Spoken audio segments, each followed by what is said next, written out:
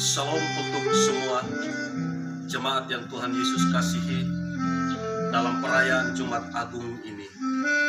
Ketika kita beribadah di rumah tangga kita masing-masing, saya mengajak kita semua untuk merenungkan arti penderitaan yang agung dari Tuhan kita Yesus Kristus. Dalam Matius 27 ayatnya yang ke-46, Yesus kira-kira jam 3 berserulah Yesus dengan suara nyaring, Eli, Eli lama sabachthani. Artinya, Allahku, Allahku, mengapa engkau meninggalkan aku? Teriakan Tuhan Yesus ini bukanlah teriakan kekalahan, tapi mengapa Yesus ditinggalkan oleh Bapa. Saudara, ini ada kaitan dengan status Yesus sebagai penebus dosa. Yesus yang tidak berdosa sama sekali, tetapi ia menggantikan posisi orang berdosa. Maka dengan demikian ia dijadikan berdosa.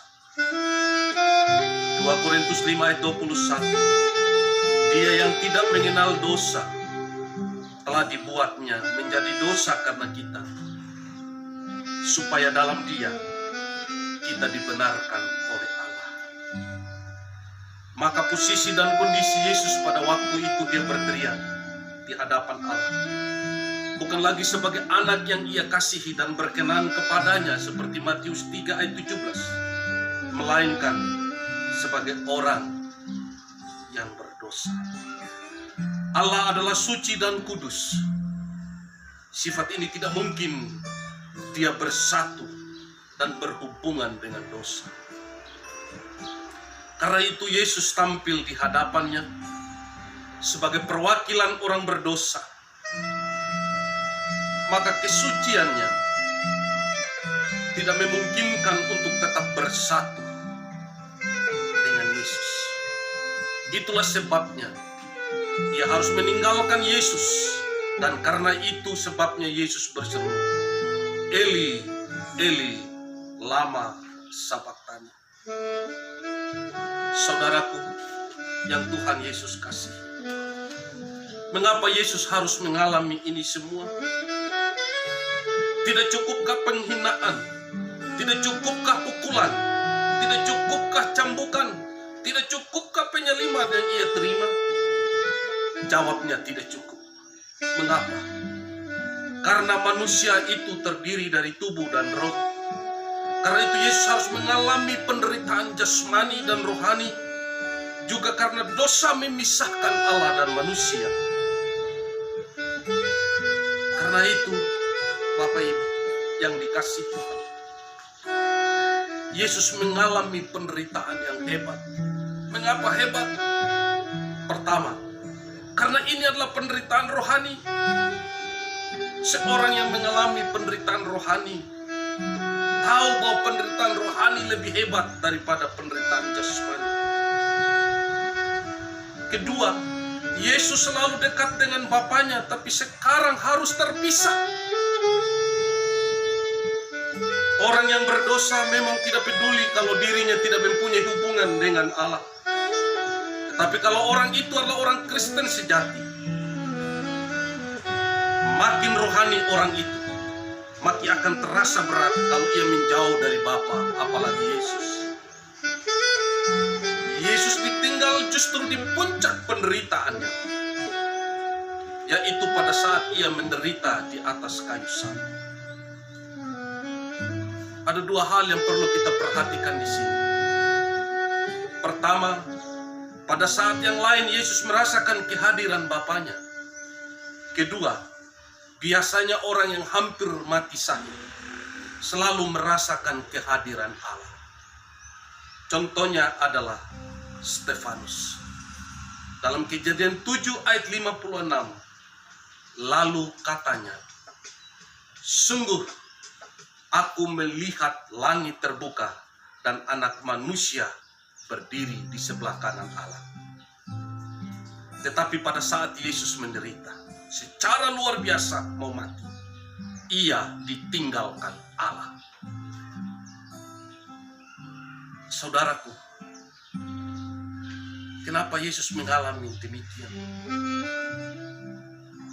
Yesus harus mengalami keterpisahan agar orang yang berdosa, kita yang terpisah, tidak mempunyai hubungan dengan Allah, hari ini engkau merayakan Jumat Agung, engkau diperdamaikan dengan Allah kalau engkau percaya Yesus sungguh-sungguh.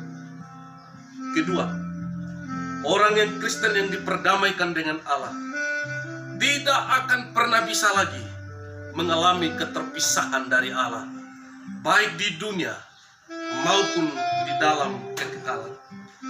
Ibrani 13 ayat 5b datang bagi kita dalam virus corona yang melanda ini.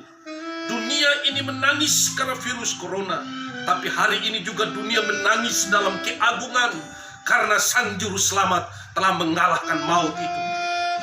Ibrani 13 ayat 5b berkata, karena Allah telah berfirman, aku sekali-kali tidak akan membiarkan engkau, dan aku sekali-kali tidak akan meninggalkan engkau. Karena itu saudaraku, melalui Jumat Agung yang berbahagia ini, saya mengajak kita semua untuk kita sungguh-sungguh berpaut kepada Yesus, untuk kita sungguh-sungguh tetap ada di dalam Yesus, mengiring Yesus, melayani Yesus. Mungkin saudara banyak mengalami kesedihan dan penderitaan, kesulitan dan air mata. Salib yang kau pikul terasa berat. Apa yang akan saudara lakukan? Mengutuk Tuhan, membuang salib dan meninggalkannya? Atau tetap percaya, setia kepadanya dan memikul salibmu? Karena itu di Jumat Agung saya menyampaikan pesan agung dari Tuhan kita Yesus Kristus. Tetaplah percaya, tetaplah setia hingga akhir, karena Juru Selamat telah terlebih dahulu melakukan itu bagimu. Sebagaimana Kristus setia sampai mati, saudara pun harus setia sampai mati, setia memikul salibmu sampai akhirnya, dan kita akan berjumpa dan masuk dalam dekapan Juru Selamat. Ingatlah sebuah lagu Kidung Jemaat. Hendaklah kau iring Yesus, pikul salib, jangan takut dan gelisah, ikut tabib, pikullah salibmu, serta pandanglah tetap, hingga dapatlah mahkota suka senang. Selamat memaknai Jumat Agung dalam seluruh kedalaman maknanya. Tuhan telah lebih dahulu menyertai engkau dan mengerjakan ini semua. Amin.